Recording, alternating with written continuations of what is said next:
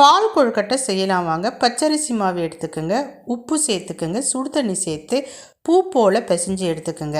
பிசைஞ்ச மாவுகளை நமக்கு எந்த ஷேப்புக்கு வேணுமோ அந்த ஷேப்புக்கு பிடிச்சி எடுத்துக்கோங்க. சைஸ் மட்டும் சின்னதாக இருக்கிற மாதிரி பார்த்துக்கோங்க.